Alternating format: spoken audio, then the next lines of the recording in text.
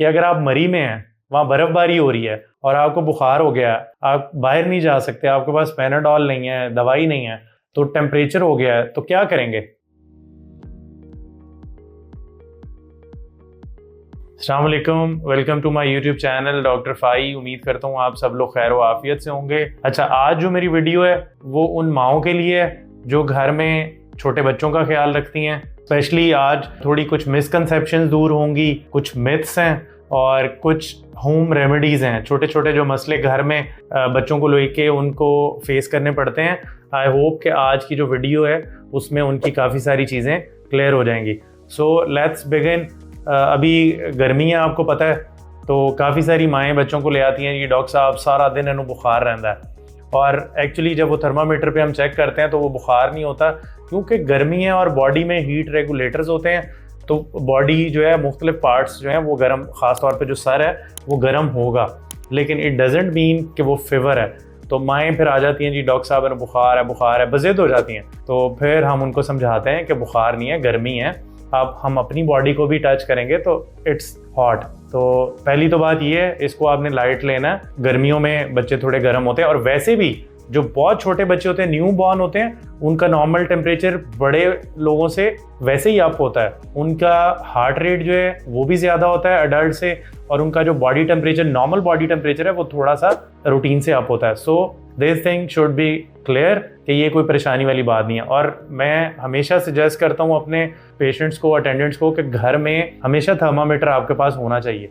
अब दूसरी चीज़, अगर बुखार है, थर्मामीटर में बुखार आ रहा है, तो क्या करना चाहिए? आपको पट्टियाँ करनी चाहिए, नहलाना चाहिए बच्चे को। बहुत सारी माएँ, जी ठंड लग जाएगी, ये हो जाएगा।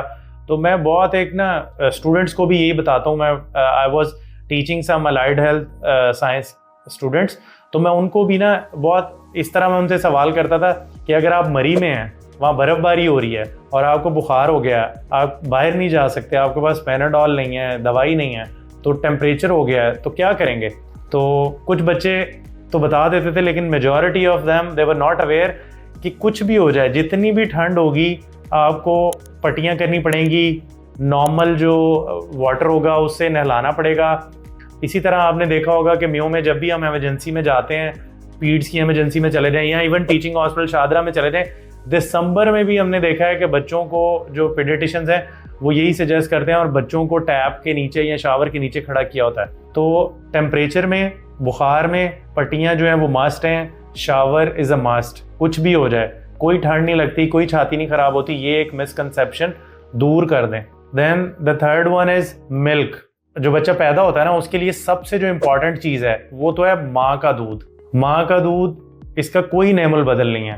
The best thing for your kid is mother's milk. तो अगर तो आप ब्रेस्ट फीडिंग कर सकती हैं maximum for 3 years, which is very good for the mother also. माँ के लिए भी बहुत अच्छा है, उसको बहुत सारी बीमारियों से वो प्रिवेंट करता है। ब्रेस्ट फीडिंग जो है वो आपको छाती के कैंसर से भी बचाती है। Then it works as a contraception, आपको और प्रेगनेंसी से भी, वो जो गैप पीरियड चाहिए होता है उससे भी बचाती है। और then for kid it's very good. इससे ज़्यादा न्यूट्रिशियस चीज़ जो है बच्चे के लिए कुछ नहीं हो सकती। इन केस कुछ माओं को दूध नहीं आता, क्या करना चाहिए? देन आप कोई भी फार्मूला मिल्क यूज़ कर सकते हैं, अच्छा branded. Then because you don't have any option, जब माँ का दूध आया ही नहीं है तो फिर आपको फार्मूला मिल्क देना पड़ेगा, जो कि माँ के दूध का नेमल बदल तो नहीं है, लेकिन second best thing is formula milk. कुछ लोग जो हैं वो अफोर्डेबिलिटी, या वैसे आप कह लें अफोर्डेबिलिटी का तो इतना इशू नहीं आता है गैस, वैसे ही लोग जो है ना वो गाय भैंस का दूध लगा देते हैं बच्चे को। फॉर फर्स्ट ईयर 12 months बच्चे के लिए गाय भैंस का जो दूध है वो, उसका मैदा उसको बर्दाश्त ही नहीं कर सकता। ज़रूरी नहीं है कि वो आप दूध दे रहे हैं तो उसको मोशन नहीं लग रहे या कुछ नहीं हो रहा तो आप ये समझ रहे हैं कि ओके इट्स फाइन, मतलब आप इसको दे सकते हैं। एक्चुअली डॉक्टर्स की क्या रिकमेंडेशन है कि आप 1 साल तक जो है, अगर तो ब्रेस्ट फीड नहीं तो फिर आप फार्मूला मिल्क दें। 1 साल बाद बच्चे का स्टमक जो है वो इस काबिल हो जाता है कि वो गाय भैंस का दूध जो है उसको डाइजेस्ट कर सकता है। Then you can switch. और 1 साल मैं मरीजों को कहता हूँ कि औखे सौखे होके फार्मूला मिल्क देना पड़ेगा।